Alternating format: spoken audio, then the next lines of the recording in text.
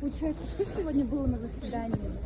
На заседании на том заседании говорили, что прения сторон будет, последнее слово и приговор. Но мы уже готовы приехали, я выступил на прениях, и последнее слово было. Но после этого судья сказала, что приговор вынесут 17 числа.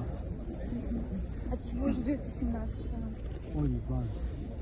Но в деле ничего такого нет. Все специалисты, все лингвисты, все юристы, адвокаты, с которыми я общаюсь, они говорили, уголовное дело там ничего нету.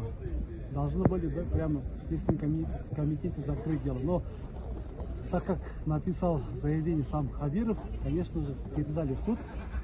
Я очень надеюсь на справедливый суд и вынесет правильное решение. Я не знаю, потому что мы видим, что идет давление, потому что все наши ходатайства, которые мы подали, в течение процесса сначала вот до сегодняшнего дня все были отклонены.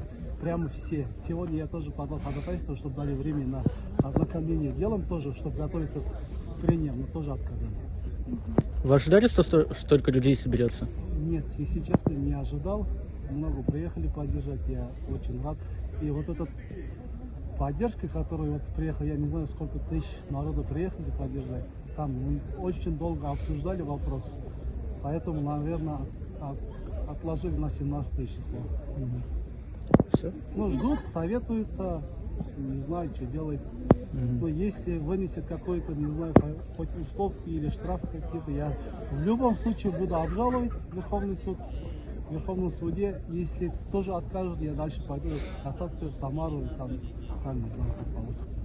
Ну вот эта политика Хабирова, я не понимаю, зачем он делает. Надо быть с народом, надо работать с народом, надо их слушать, разговаривать, а не так.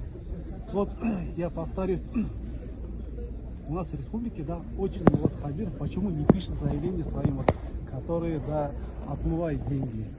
Есть вот проблемы в дорогах, да, или какие-то в другой сфере есть много каких проблем. Почему не пишет заявление, почему не возбуждается уголовное дело?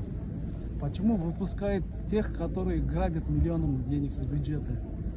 Почему им уступку дают? Почему, если дают сроки, потом оправдывают? Вот это я не понимаю. Надо делом заниматься, а не ерундой. Своих не бросает, поэтому ну, так. да, у них же лозунг, первый лозунг. Он разделил Башкирию на два части. Своих не бросает, мы тоже своих не бросаем.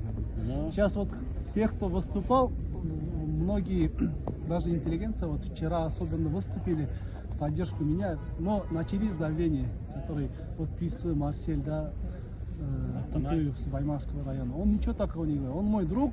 Он снял видео, и после этого ему позвонили, сказали, что с работы там попросят.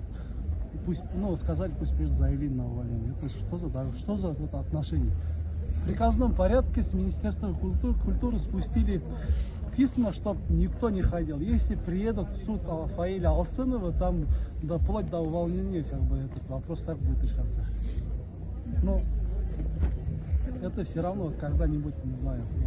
Если вот сегодня сделали обращение президенту Российской Федерации, очень надеюсь, что услышат, и такой руководитель, как Хабиров, нам не нужен.